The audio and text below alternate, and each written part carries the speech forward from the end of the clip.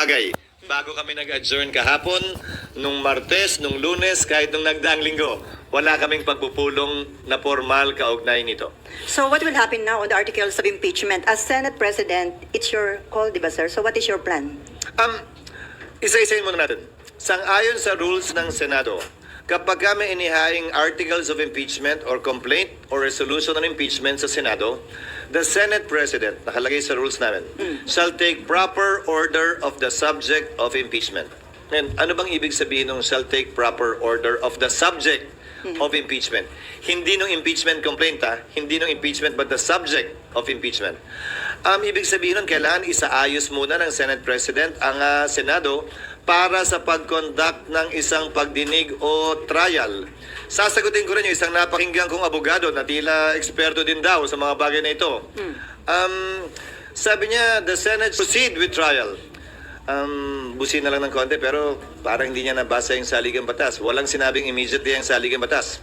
Ang sinabi ng saligang batas ay shall forthwith proceed with trial.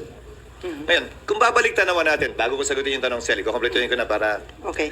Kung babalik tanawan natin, may inihain na impeachment complaint noon 2011 laban kay Ombudsman Mercy Gutierrez. Inihain nyo ng March 23. Nag-adjourn ang Senado ng March 26. Walang ginawa ang Senado noon. Nagsimula ang trial May 19. Mahigit kulang-kulang isang buwan ang lumipas dahil magre-recess din sila noong mga panahong yun.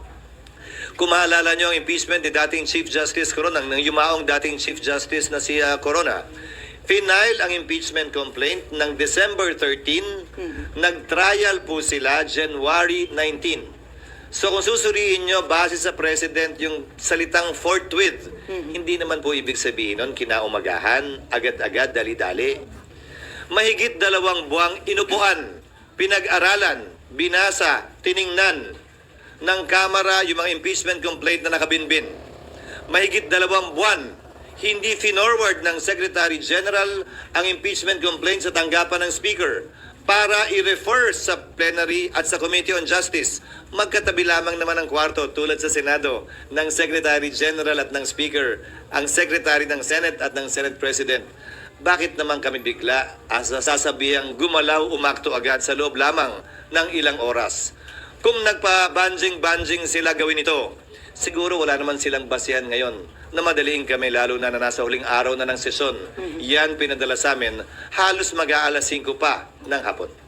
So, bilang katugunan, gagampanan namin ang aming tungkulin na pwedeng magawa habang recess, kabilang na ang pag-review ng rules ng Senado sa impeachment dahil kailangan po itong i-update. Halimbawa, yung pagkakaroon at requirement ng judicial affidavits, yung pagkakaroon ng provision at procedure para mag-hearing sa harap ng commissioner, yung pagkakaroon ng matatag at malakas na pre-trial procedure para swabe na at hindi na komplikado at magulo yung trial proper. Ito ay mga bagong procedure sa rules of court na pumasok bago po namin itinalaga yung aming rules on impeachment noon na kailangan po naming baguhin.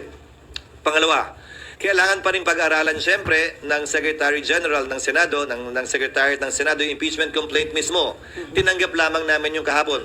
So dun sa nagsasabing, bakit hindi agad-agad binabasa baba? May trabaho po kaming kailangan gampanan. Halimbawa, sang-ayon po kasi sa e-commerce law at sa e-gov law, pwede naman maglagay ng e-signature. Hindi ba? Sa resolution, sa bill, sa committee report. Pwede ang e-signature dahil hindi po yan verified. Subalit, ang complaint or resolution on impeachment, verified po yan. Pinanumpaan dapat yan sa harap ng Secretary General ng Kamara. Susuriin pa po isa-isa ng Secretary ng Senado yung mga pirma kung e-sig ba yun o wet signature. Bawal po ang e-sig. Dahil kailangan pinanumpaan ito. Paano ka manunumpa sa harap ng SecGen kung inutos mo lang yung opisina mong i-affix yung e-sig? Meron naman pong app, gagamit kami ng iba't ibang app para makita at malaman kung e-sig nga ba siya o wet signature. Para matiyak na yung bilang talaga ay sapat dun sa 1/3 para mag-comply dun sa direct filing sa Senado. Mga halimbawa lamang ito na mga dapat pang gawin at gampanan ng Senado. At bilang panghuling sagot, para mag-convene ang impeachment court, kailangan may sesyon ang Senado. Para manumpa ang impeachment judges, kailangan may sesyon ang Senado. Bagaman ang trial pwede mag-proceed kahit na recess, tulad ng nangyari kay dating at yumaong Chief Justice Corona. Dapat ito'y masimulan, makonvene at mapanumpa ang mga judges kapag may sesyon. So kung may mangyayari mang aksyon o kaganapan kaugnay nito, yan ay mangyayari sa June 2, pag-resume ng Senado, matapos ang eleksyon at pasyayan ng mayoriya ng Senado kung aamyendahan ba yung rules, anong ilalagay sa rules, i-authorize ba tulad ng nasa Rules of Court ngayon na suppletorily applicable na pwedeng mag-hearing habang recess dahil may 12 senador pa namang maiiwan natatawid hanggang 2028 pa ang termino, kabilang ako. 12 lamang naman ang matatapos ang termino.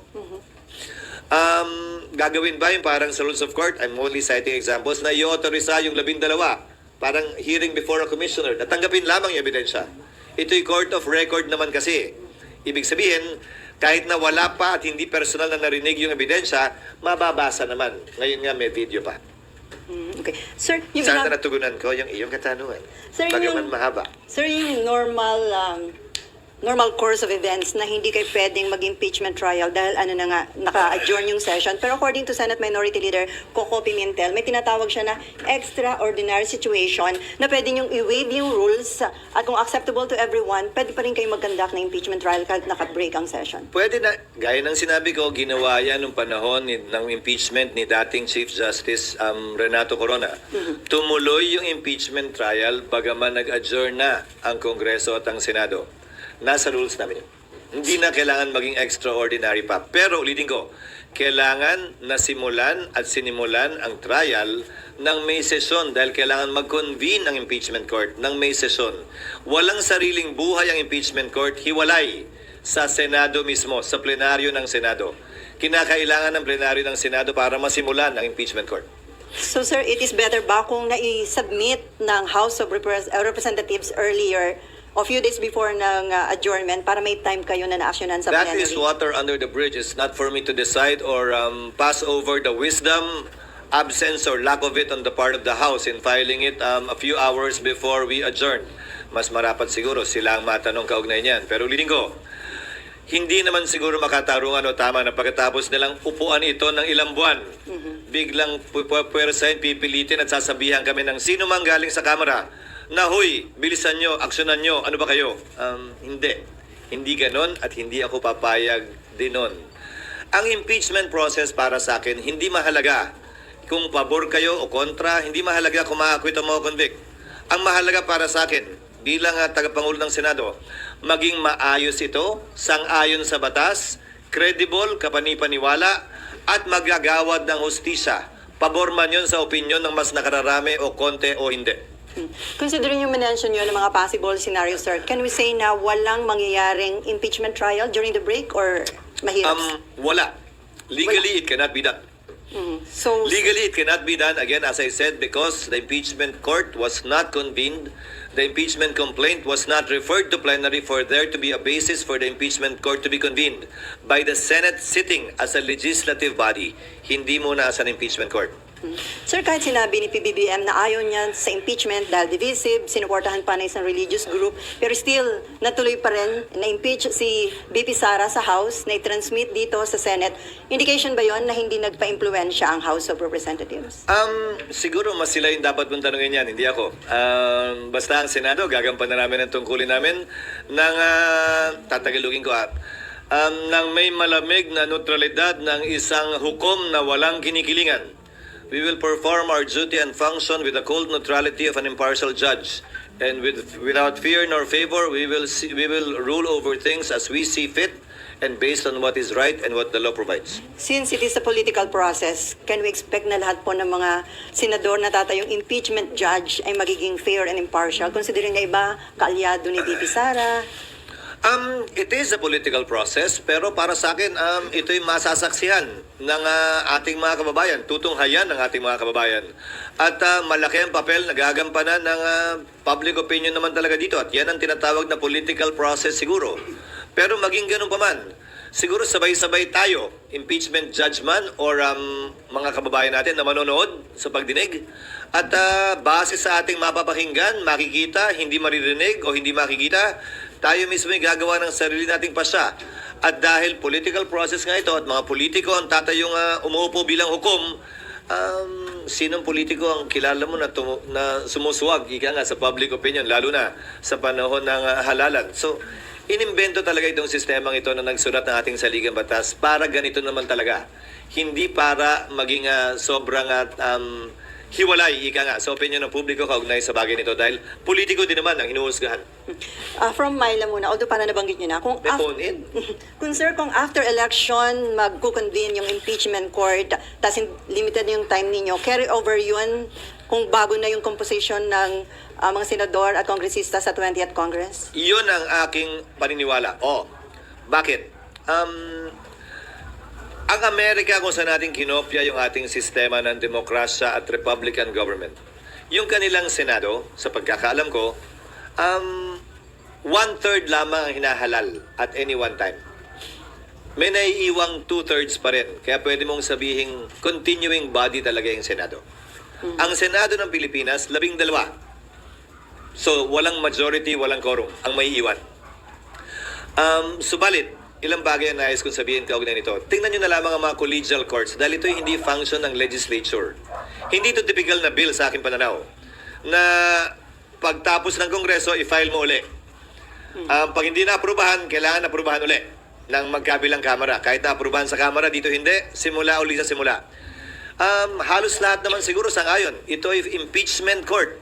Hiwalay sa function ng legislatura. Pero siyempre, kikilalanin ang pagtatapos ng termino ng mga miyembro nito. So ano ang pwede nating ihalin tulad dito?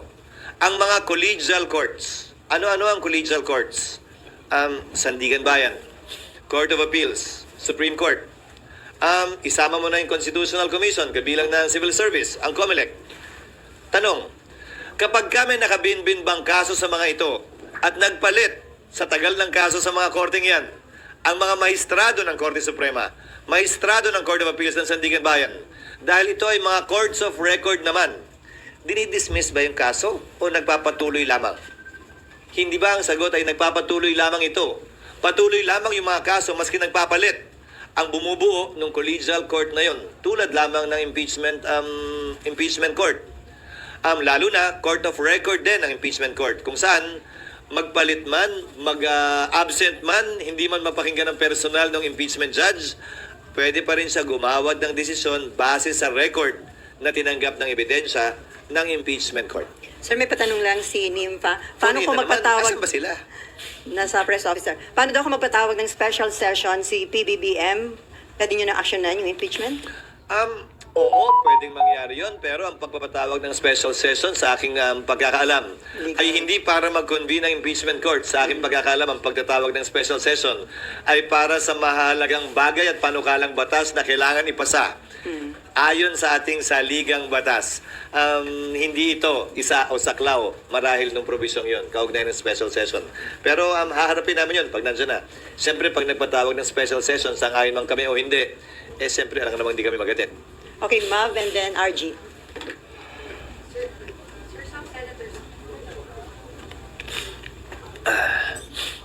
Sir, meron pong mga re-electionist senators na nag-raise na ng concerns na hindi nga raw sila makakampanya kapag araw po nagkaroon ng hearing during the break. Was that part of the consideration? No.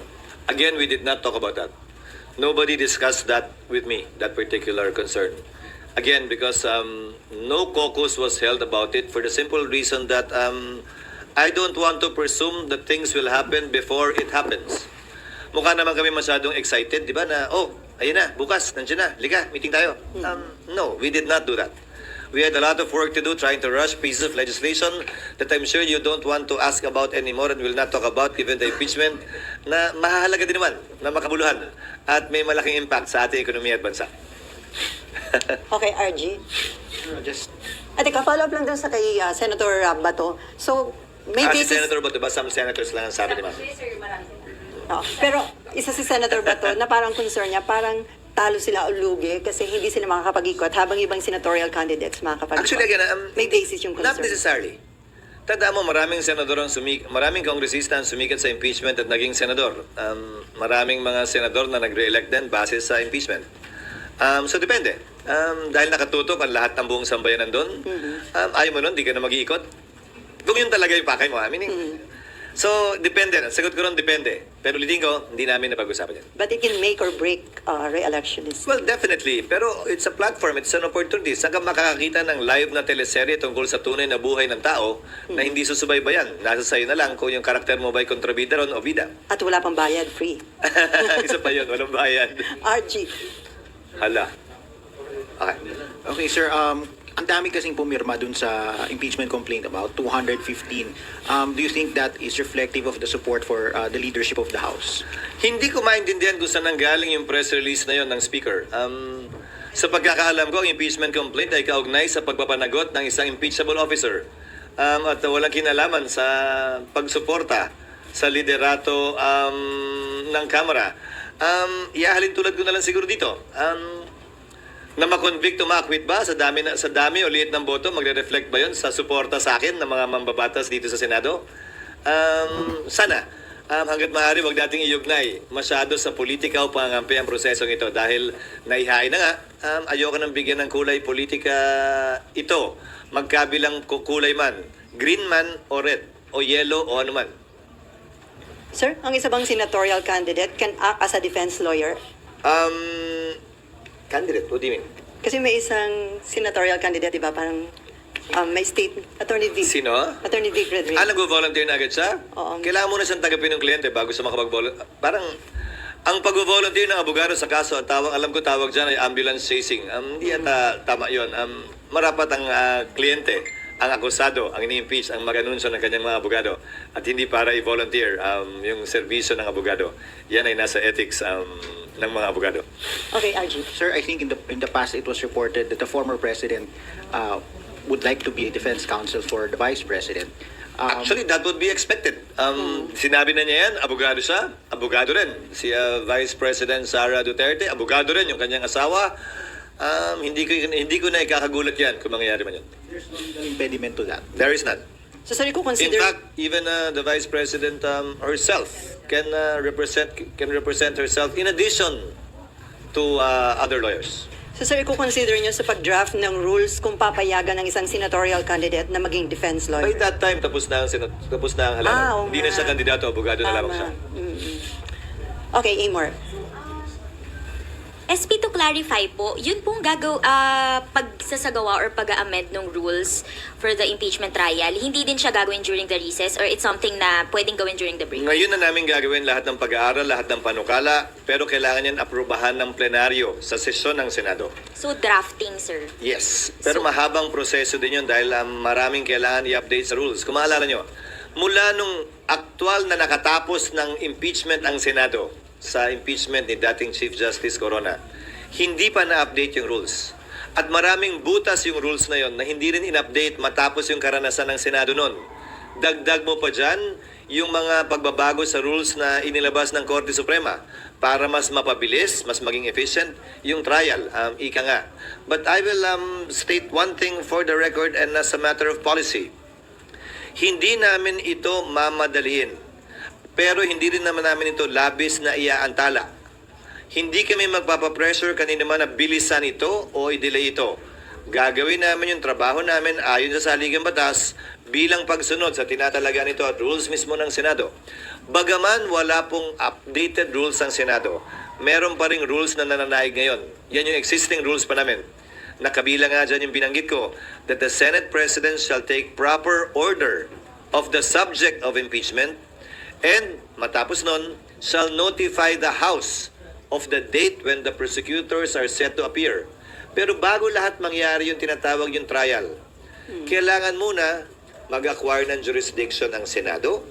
Sa ngayon na tinanggap na ng Senado yan, hindi na may kakailang nasa Senado na yan at impeached na si Vice President Sara Duterte. At bagaman hindi pa na-convene yung impeachment court, matter of course na lamang yon, ministerial ang pag-take ng jurisdiction ng Senado sa impeachment complaint na ito. Hindi na rin may kakaila yun. Pero kailangan pa matapos mangyari yon, i-amend yung rules, i-update yung rules, i-convene yung court, or base sa rules, pag nagsabi ang rules na kahit na hindi pa kinoconvene ang impeachment court dahil nga patapos na ang termino ng 19th Congress, baka pwedeng bigyan ng kapangyarihan yung mga maiiwan na magsagawa na ng mga prosesong pwedeng isagawa bago ang trial. Kabilang na halimbawa, ang pagpapasagot sa nasasakdal. Ang pagbibigay ng pagkakataon sa prosecutor na sagutin yung sagot o reply dun sa answer. Ang pagsusumite ng judicial affidavits ng mga testigo na magkabilang panig. Ang pag-conduct ng pre-trial, pagkakasundo nila. O ito, concede na namin, tama na yan. Ito, hindi kami papayag dito. Pagdebatihan natin yan, presentahan natin ng ebidensya dyan. O pag-submit ng pre-trial brief.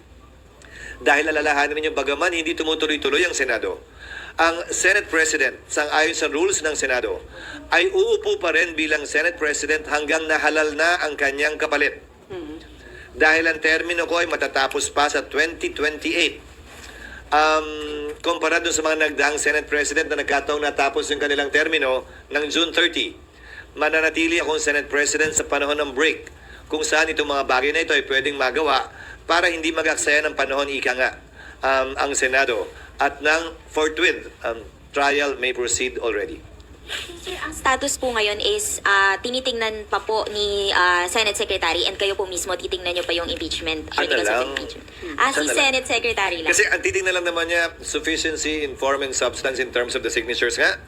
Na-comply ba yung verification, yung under oath na form? Napirmahan nga ba ito ng 1/3, which is 102? Pero ayon sa ulat sa balita, 70% ang pumirma. So sobra doble o doble ang pumirma. Sobra doble ang kinakailangan bilang ng pumirma. So yun lamang naman ang gagawin niya. Matapos nun, ilalagay nila dapat yan sa agenda eh. Pero hindi tayo nga umabot doon. Dahil nga kapos, gahol sa oras, at bakit ba kasi last minute at last hour na? Pero sir, bibigyan ng copy yung mga senators para mabasa na nila? Yes, in fact, we will make it public. I don't see any reason why it should not be made public. It is not a secret document. It is a public document and I believe it should be made public. Sir, sorry, last na po. When is the earliest po sa tingin nyo na mapag-uusapan ninyong mga senador yung rules? June 2. Okay. No, formally, in plenary. In plenary. Pero sir, yung pagdadraft ninyo? Hindi kami na yun. Secretariat principally ang gagawa nun. Hindi na mga senador? Hindi na siguro. Magkukonsultahan na lang kami either virtually about this and simply consult them on the rules. Okay, before Mayan, So, RG, to finish, siguro magda-draft ang secretariat. Papadala na lamang sa mga senador for comment or inputs. Para at least pag-resume namin sa June 2, medyo joined na yung issues. Ika nga, kung ano na lamang yung pagbobotohan kung meron man. okay, before Mayan, RG, Mav, and Cecil, may patanong lang dito, sir. Just to put on record, if BP Sara is found guilty by the impeachment court, does that mean she could no longer seek for any government position? Perpetually disqualified na po ba siya? Yes, the penalty for a person convicted in an impeachment trial is removal from office and absolute perpetual disqualification to hold public office, elected or appointed. Okay, Mayan, and then RG. Good morning, Maven. sir. Sir, ako ba, ate? Ay, oo nga pala. Sa nauna pala siya. Sorry, dalawang Sir, Mayan. sir, sabi mo kanina, kailangan amend yung rule, magkakaroon kayo ng pre-trial, mahabang proseso. Yung kay Justice Corona dati, umabot ng 2 months bago nagsimula. So, ano yung chance ngayon ng impeachment dito sa Senate? Wala na? Anong ibig sabihin sa kasalukuyang Senado? Yes, sir. Kasi 1 month na yung natitira sa 19 sa Congress. Kung ang sinasabi mo ay trial, magkakaroon ba ng trial sa 19th Congress? Depende sa rules na i-approve namin. Kasi gaya ng sabi ko, isa sa mga posibilidad, yung innovation ng Korte Suprema of late, meaning pagkatapos ng rules namin noon, na pwedeng mag-receive ng ebidensya ang commissioners, na pwedeng buuin ng maiiwang 12 senador, na maaaring magsimula ng June, bago mag-June 30. So 19th Congress pa rin yun. Kung yan ang magiging pasya ng Senado ng 19th Congress kaugnay ng rules. So may posibilidad. Trial pa rin yun Bagaman presentasyon ng ebidensya sa commissioner ang technical na salita, trial pa rin yun. Lalampas ng 20th Congress o aabot ng 20th Congress? Oo. Okay, may ano, okay. Halos tiyak na yon. Aabot ng 20th Congress at ang magpapasya na rito ay ang 20th Congress at hindi ang 19th Congress. Sir, Malalaman pa lamang natin yan matapos ang halalan. Sir, may patanong uli. Si Erap na pardon, pwede bang ma-pardon din si Sara at eventually run again? Yes, Erap was not impeached. Erap was convicted and then was pardoned. Yes. Dun Not yung by the pardon. impeachment court. Okay. Dahil hindi naman natapos yung impeachment ni dating Pangulong Estrada dahil sa EDSA 2. Okay, may an. Sir, to be clear lang, Hindi pa ba clear? Hindi pa clear. Hindi. Sir, kasi yung natanong na kayo na pero para lang mas malinaw. Yung kay Senator Coco na sinasabi niyang special circumstance na pwede pa rin magkasundo kayo 100% mag-convene kayo ng impeachment court during the break. Hindi na yun mangyayari. Only when, as I said, the impeachment court was convened. When we, the legislature, the Senate as a legislature, took note or took cognizance of the case, were all sworn into office and convened the impeachment court. Hindi naman nangyari lahat yun eh. During session. Hindi kami pwede paano namin i-refer yung impeachment sa Rules Committee para i-report out ng plenary para may basihan na magsumpa kami bilang impeachment court at i-convene yung impeachment court. Paano namin gagawin lahat yun ng walang session? So parang dapat sana kahit paano na-report out man lang kagabi sa session. Tapos after nun, kahit hindi kayo nakabuo ng impeachment court, pwede during the break bumuo? Hindi pa rin. Kailangan kasi yung pagsumpa namin at pag-convene ng impeachment court is in session. Ulitin ko ba't ba nyo kami minamadaling gumalaw ng ilang oras? Process lang. Sila mahigit 2 buwan, inupuan, pinag-isipan at pinag-aralan yan. Siguro naman entitled kami ng ilang araw man lang. Thank you, sir. That's all for me. Okay, RG, and then si Mav, and Excuse then me, sorry. Cecil. Sir, of course, there are those na may mga nagre-react na doon sa sinabi nyo kanina that it cannot be done during the break and that sa June 2 na ang earliest action. What is your message to them? Magbibingi-bingi ang School of Acting ako dun sa mga pabor sa impeachment complaint at laban kay Vice President Duterte. Magbibingi-bingihan din ako dun sa tutol sa impeachment at ayaw kay Vice President Sara Duterte. Hindi namin trabahong pakinggan sila. Trabaho namin gampanan yung aming tungkulin. Sa abot na aming mga kaya, base sa itinatalaga ng batas at hindi base sa gusto ng magkabilang panig na klaro ay partisano, pabor man o kontra sa impeachment, pabor man o kontra kay Vice President Sara Duterte. Wala kaming pakialam sa mga yan. Sir, just to be clear, until the Senate renders a decision on the merits of the case, she remains Vice President. Definitely yes. That is what the law states. Pero sir, right now, Unless, just for the sake of argument, because this was in part of our history, March 23,